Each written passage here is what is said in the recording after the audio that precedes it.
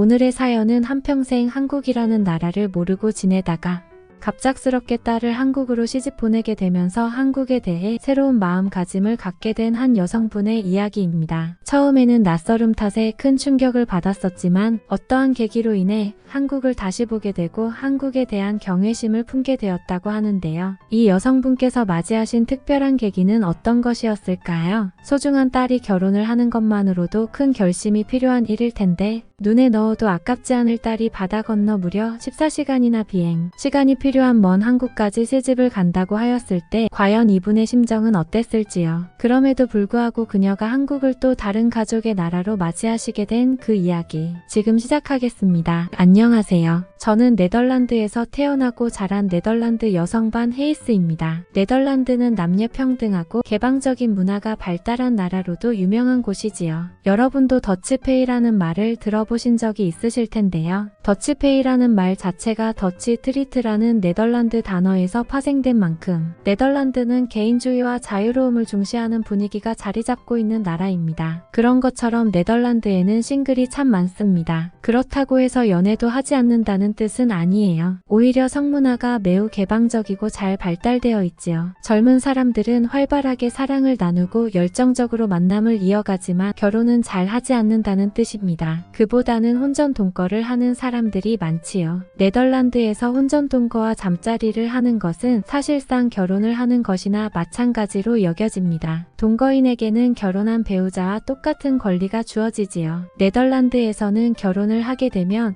결혼 등록소라는 곳에서 혼인 절차와 선서를 하게 되는데요. 이 결혼 등록소에서 등록을 하지 않았을 뿐 사실상 동거를 통해 사실혼을 이어간다고 생각하시면 될 것 같아요. 여기에는 다양한 이유가 있겠지만 각자의 개성과 개인 공간을 중요시하고 서로의 프라이버시를 매우 예민하게 생각한다는 점이 크게 작용하는 것 같습니다. 이러한 문화는 연애와 결혼뿐만 아니라 생활 공간에서도 마찬가지로 적용되는데요. 네덜란드 사람들은 대부분 개인주택을 소유하거나 렌트합니다. 아파트나 공동주택 등의 문화는 별로 선호하지 않는 편이지요. 저와 저의 딸 역시도 마찬가지였습니다. 아파트 생활? 그런 것은 영화에서나 보는 것이었어요. 특히나 아시아 쪽의 영화 말이지요. 서양권이나 유럽에서 아파트는 많지 않고 저소득층의 주거 공간으로 많이들 알고 있으니까요. 그렇기에 제 딸이 한국인과 결혼하겠다고 했을 때 저의 충격은 2배로 커질 수밖에 없었습니다. 우선은 첫 번째로 당연히 네덜란드인일 줄 알았던 사위가 사실은 외국인의 또 한국인이었다는 점이 충격이었고,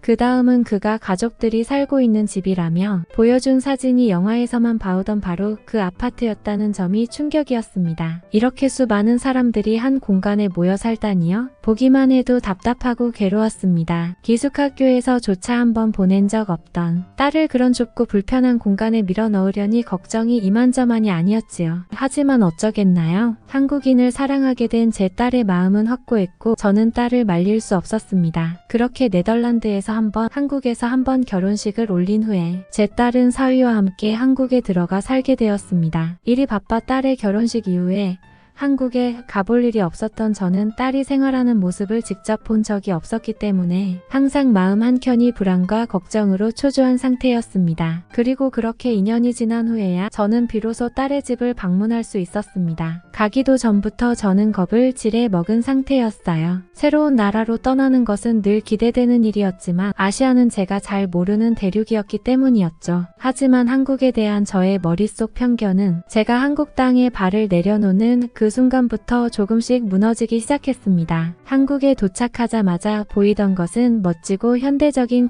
공항시설이었어요. 공항 내의 모든 가게들은 깔끔하고 멋진 인테리어를 자랑하고 있었고 곳곳에 놓인 키오스크 등 놀랍도록 발전된 기술력을 선보이고 있었습니다. 그렇게 공항에 감탄하던 저는 이윽고 사랑하는 딸과 사위를 만나 그들의 집을 향해 차를 타고 달려가기 시작했습니다. 차를 타고 가며 본 한국의 정취란 정말 경이로웠습니다. 조금 전 보았던 테크니컬한 모습과는 또 다르게 자연 경관이 잘 보존되어 있더군요. 네덜란드에는 산이 없다는 걸 아시나요? 저는 차를 타고 가며 창문 멀리 보이는 멋진 산을 보며 연신 감탄하고야 말았습니다. 그러면서도 한편으로는 이렇게 여전히 산과 물이 많은 나라라니 어쩌면 공항과 같은 공공시설만 발전되어 있는 것은 아닐까 하는 생각을 하기도 하였죠. 딸이 살고 있는 도시는 공항과 가까운 송도라는 도시였습니다. 가는 길에는 새로운 건물들과 고층 빌딩 그리고 아파트들이 매우 많고 마치 미래도시 같다는 느낌이 들었습니다. 이윽고 저는 그토록 걱정하던 딸의 아파트에 도착했습니다. 그러나 웬걸 제가 상상해온 것과는 다르게 아파트의 입구부터가 매우 예술적이고 웅장하더군요. 가드가 지키고 있는 든든한 정문을 지나 아파트 단지 안으로 들어서자 놀라운 광경이 펼쳐졌습니다. 아파트 자체가 하나의 작은 마을인 것처럼 곳곳에는 작은 연못과 놀이터, 공터,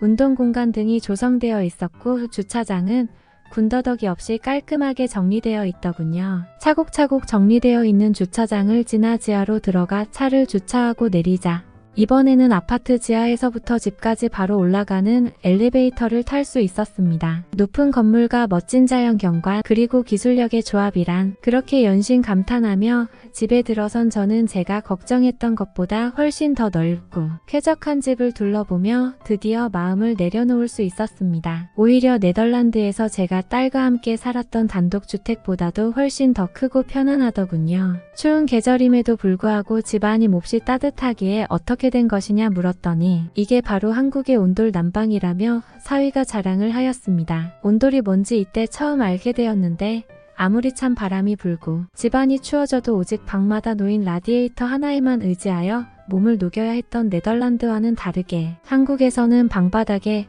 따뜻한 물이 도는 파이프를 깔아 집 전체의 온도를 따뜻하게 유지한다고 하더군요. 이렇게 좋은 것을 왜 한국만 하고 있었던 건지 참 신기한 일이 아닐 수 없었습니다. 따뜻한 집안을 돌며 방을 구경한 저는 문득 이 아파트는 새로 지어서 이렇게 아무도 없는 것이냐고 딸에게 질문을 던졌습니다. 그도 그럴 것이 다닥다닥 붙어있는 만큼 당연히 주변 집들의 소리가 들려야 맞는 것인데 제 귀에는 아무 소리도 들리지 않았기 때문이었죠. 옆집이고 앞집이고 윗집이고 심지어는 그 흔한 피아노 소리 하나조차 들리지 않더군요. 하지만 제 말을 들은 딸은 웃음을 터뜨리고 말았습니다. 원래 아파트는 이렇게 방음시설을 갖추어 짓는다고 말하면서 말이지요. 서로 딱 붙어 사는 아파트라는 시설을 지으면서도 각자의 프라이버시를 이렇게 완벽하게 지키는 방법을 터득했다니 이제야 왜 사람들이 아파트에 살면서도 괴로워하지 않는지를 알 수 있었습니다. 그렇게 집 구경을 마친 저는 문득 주방에 딸과 사위가 준비한 음식이 없다는 사실을 알게 되었습니다. 두 사람은 제가 오기 전에 급한 일이 생겨 미처장을 보지 못했다면서 혹시 어떤 음식이 먹고 싶냐고 제게 묻더군요. 어차피 그 주변에 어떤 식당이 있는지 저는 몰랐기 때문에 저는 글쎄 나는 구운 연어와 아보카도가 들어간 버거와 피자 그리고 한국의 전통 음식을 모두 갖춘 곳에 가서 식사를 하고 싶구나 하고 농담을 하며 너스레를 떨었습니다. 그런데 제 딸이 웃으며 대답하더군요. 접수라고 말이지요. 저는 당연히 딸도 농담으로 받아친 것이리라 생각하며 가족들과 함께 레스토랑으로 나가기 위해 다시 외투를 입었습니다. 그런데 사위가 놀라며 묻더군요. 왜 다시 옷을 입느냐고요? 나가야지 라는 저의 말에 사위는 웃음을 터뜨리며 여기서 기다리라고 했습니다. 곧 음식이 올 거라고요. 배달 음식을 시킨 모양이었습니다. 하지만 네덜란드에서는 배달을 시키면 자전거로 1시간이나 걸려서 음식이 오기 때문에 배도 고프고 기다리기가 귀찮았던 저는 배달을 취소하고 나가서 먹자고 주장하기 시작했습니다. 하지만 그때였습니다. 딸이 접수라고 말한 지 겨우 30분 정도가 되었을 때였을까요? 벨이 울리기 시작하더군요. 3번의 벨이 울리고 순식간에 음식이 배달되었습니다. 이쯤 되니 황당하기까지 했습니다. 식탁 위에는 제가 말했던 버거와 피자가 놓여졌습니다. 그리고 딸은 봉투 하나를 들고 주방으로 가더니 무언가를 끓이더군요. 뭐라는 건지 지켜봤더니 가게에서 반조리를 한 형태로도 음식을 판다는 이야기를 했습니다. 봉투에 담아져서 온 반 정도 익혀진 닭고기와 육수를 냄비에 넣고 따로 포장된 여러 건더기들을 넣어 조리를 하더군요. 직접 집에서 끓여 먹을 먹을 수 있도록 준비한 스튜, 아니 백숙 요리라니. 저는 감탄하며 식탁에 앉았습니다. 그렇게 30분 만에 저는 매우 근사한 요리들을 대접받게 되었습니다. 이렇게 편리한 시스템과 저 멋진 푸른 공원이 공존하는 동네에 있자니 마치 만화 속에 들어온 듯한 기분이 들었습니다. 그렇게 식사를 마치고 간단히 씻은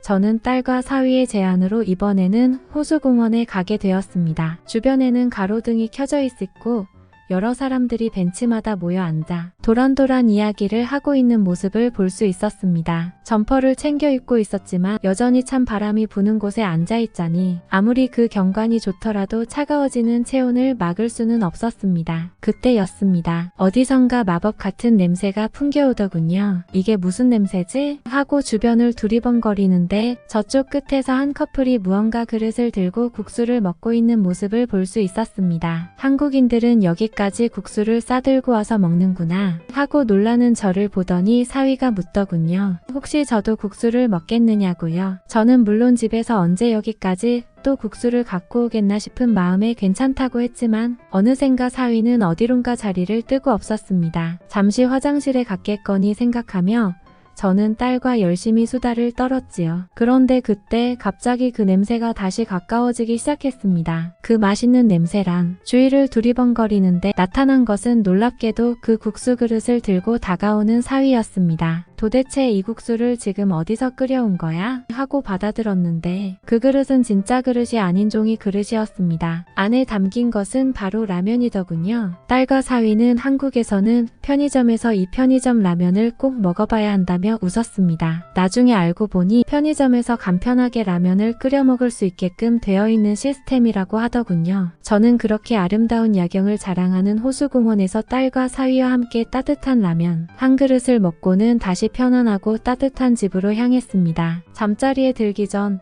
저는 왠지 잠이 오지 않아 테라스의 창문을 열고 난간에 기대 섰습니다. 바깥 세상을 구경하는 시간을 가지고 싶었거든요. 한국의 밤은 네온사인과 자동차 불빛들로 화려하게 빛나고 있었지만 신기하게도 소리만큼은 고요하고도 잔잔하였습니다. 소리를 지르거나 병을 깨는 사람도 없었고 평화롭고 배려 깊은 주민들이 조용히 밤길을 산책하는 모습만이 간간히 보일 뿐이었지요. 네덜란드에서 보아왔던 야경과는 사뭇 다른 분위기였습니다. 저는 그곳에서 비로소 딸이 왜 한국을 사랑하게 되었는지, 어떻게 한국에 그렇게 쉽게 적응할 수 있었는지를 이해할 수 있었습니다. 한국은 그 부드럽고 조용한 분위기만으로 사람을 치유하는 힘이 있는 나라라는 생각이 들었습니다. 이윽고 며칠간의 한국 여행이 끝난 뒤 저는 또 다른 여정을 기약하며 아쉽게 네덜란드로 돌아와야 했습니다만 언제나 한국 여행을 마음에 품고 살아가게 되었습니다. 또한 이제는 딸의 확신과 한국에서의 삶을 이해하고 존중할 수 있게 되었죠. 제 딸을 따스하게 품어준 한국의 감사함을 느끼며 앞으로도 서로 다른 문화와 생활 환경을 가진 두 나라의 사이에서